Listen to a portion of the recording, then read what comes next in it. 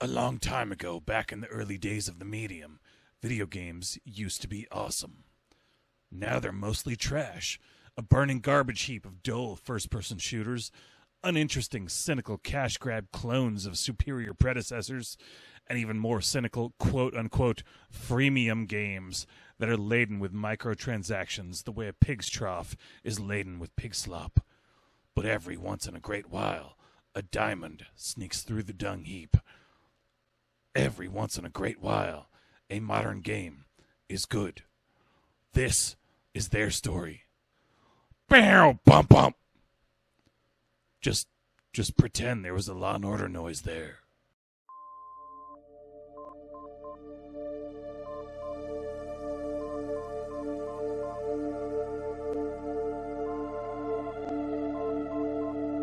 Hello everyone, and welcome to Video Games for People Who Hate Video Games. I am the world-renowned historian.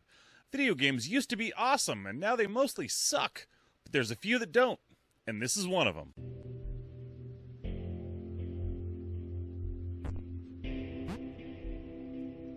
Thomas decided to start listing his observations for posterity. 1. The whole alone thing. 2. Portals.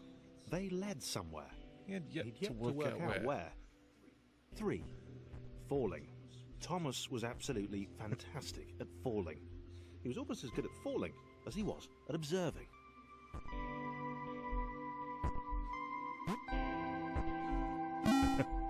You are a sentient rectangle. You don't know this, but you're a collection of computing bytes. Really just an accidental executable. You know, you can move, you can jump, you can think, and you can communicate with other rectangles that you come across. But you have a series of tasks placed before you. You know, essentially a series of many worlds that you must climb through. But you don't know why. You know, you don't know what's testing you or who or why. All you know is that you and your new friends have got to keep moving.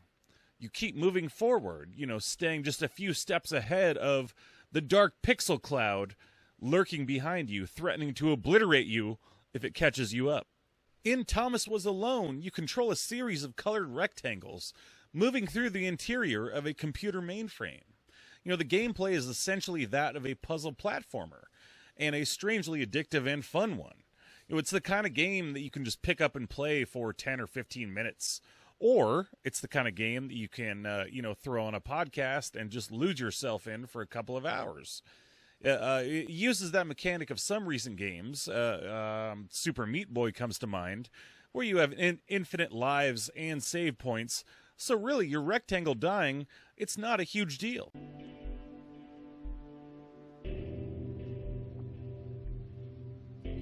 Something about the boiling, toxic, glowing water intimidated Thomas. He didn't like it. He certainly didn't want to swim in it. He made another mental note. 4. Water. Not good. To be avoided. Whew.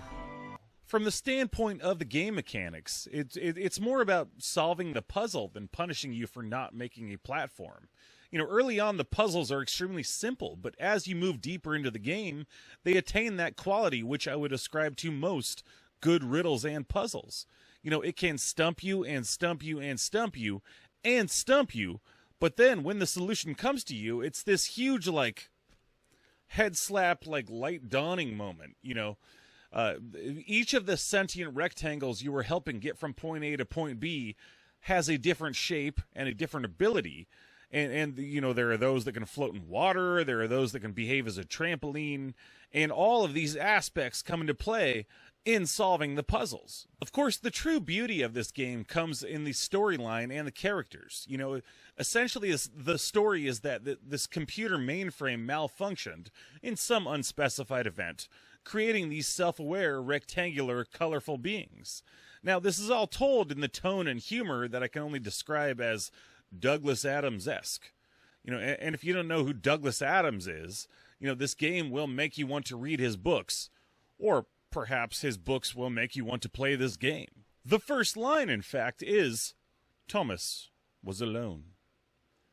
And you follow along with him as he begins to explore his existence, using his recent birth as a sentient being as a means of in-game tutorial.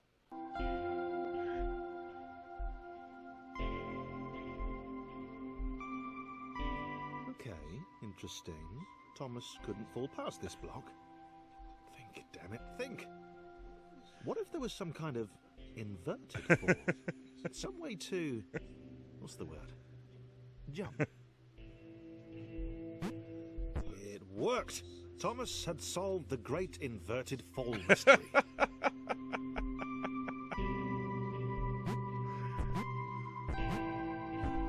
Besides being a clever way to teach the player how to play, I feel like there's something profound and human in this aspect of the story. Like, Thomas wakes up and he doesn't know why he's there or who created him or if anything created him, but he begins to learn about his environment, and he learns by cooperating with his other rectangles that he can improve his existence. Wow.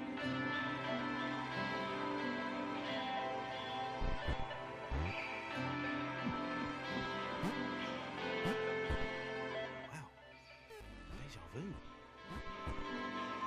The world was repeating. And this time Thomas was here. Claire felt something had gone wrong. There was a disturbance in the Force. Something had altered the Matrix. The world was reacting to their progress. It was amassing its forces. It was plotting against them. Claire finally has... In this quirky little platformer, I did not expect to find an intriguing metaphor for the human condition, but there you have it. After all, doesn't that remind you a bit about being a person? We come into this world, knowing who our parents are, so in that way we know how we were created and by whom, but we don't know if some god created us or if we were just some mistake. Some people claim to know, but what they really mean is that they have a strong belief that that's the case. The overarching story told in small snippets of dialogue, between the levels, tells us that Thomas and his friends were the accidental result of some mysterious event, which inadvertently created a series of sentient AIs inside this computer mainframe. But Thomas and company don't know that.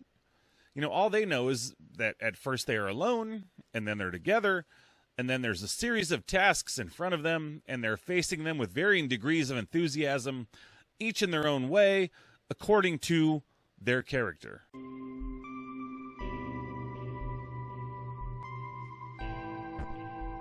Might have been paranoia again, but Thomas could have sworn the world was becoming more complicated. It always seemed to be one step ahead of his skills. It had been designed just for him. He wondered why. Was the world testing him? No, too obvious. Thomas had a new theory. The world was training him. He could feel himself getting smarter. There was the mental list to consider. Over the minutes and seconds since his spontaneous generation, he'd become a pretty skilled jumper. He was evolving. He just wished he had someone to share it with. And what a group of characters they are. First, of course, there's Thomas. He's born alone, confused, not knowing where he is or even why he is. He is curious, enthusiastic, always eager to learn and to observe. He is the story's everyman. Think of him as the Tom Hanks of the rectangle world. And then there's Christopher. Short, squat, grumpy old Christopher. He doesn't need any help, this grouchy little rectangle. As eager as Thomas is to meet new friends, so Christopher is equally eager to go it alone. He is a small orange square.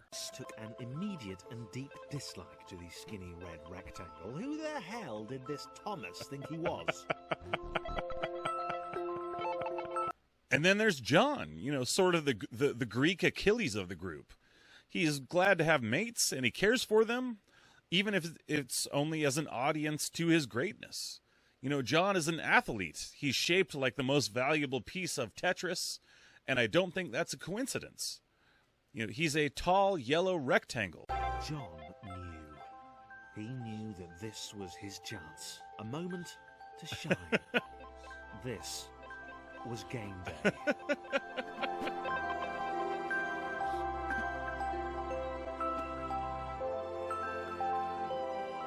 And then there's delusional Claire, who believes she's a superhero after she believes she is dying, but discovers that she has a rare ability that just might come in handy.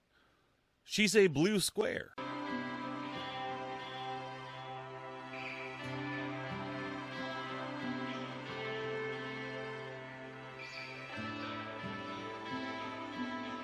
I love this game.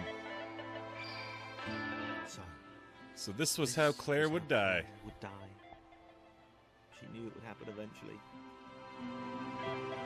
She was rubbish at jumping, and she moved slowly. She felt a little like her continued existence was breaking some kind of natural order. The crumbling pillar was a dramatic death, she supposed. Wait, what? Claire couldn't shake the feeling that she was not, in fact, dead. It was at that moment that Claire realised she had superpowers. There's Laura, shaped like John, but horizontal instead of vertical. She can't jump to save her life, and she's terrified of this pixel cloud that's chasing her around, but others can bounce off her and get a boost. She's a pink horizontal rectangle.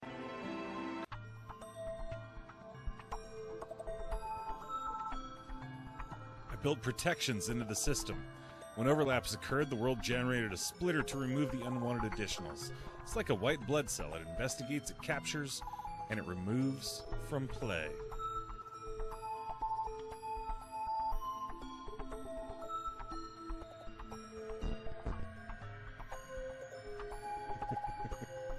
Laura was pleased this one was behind a wall. Maybe he'd never know what she could do. Maybe they could just have a conversation. Hang out. As long as he didn't find out what she could do. Which would never happen so long as they stayed separate.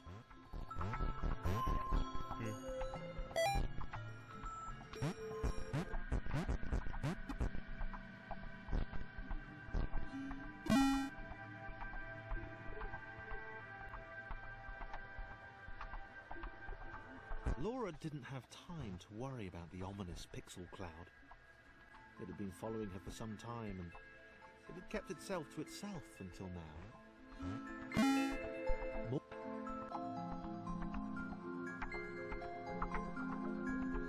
As the square, who had shyly introduced himself as Chris, bounced atop Laura, she began to worry that he was just using her like all the others had. If I told you that you would play this game and you would get completely invested in the love story between the depressed pink horizontal rectangle and the grouchy yellow square, I'd think you'd tell me that I was a nut. But I promise you, you will. If it seems like I left out a lot, it's because I did so intentionally. I want to let all you wonderful people discover this wonderful game on your own. And trust me, people, this game is wonderful. Wonderful gameplay, wonderful story, funny, sweet, sad, and melancholy at times. If you're anything like me, and if you don't totally suck, you're at least a little bit like me, you will totally love it. All right, that's it for now. Till next time, be good, kiddos. WRH, out.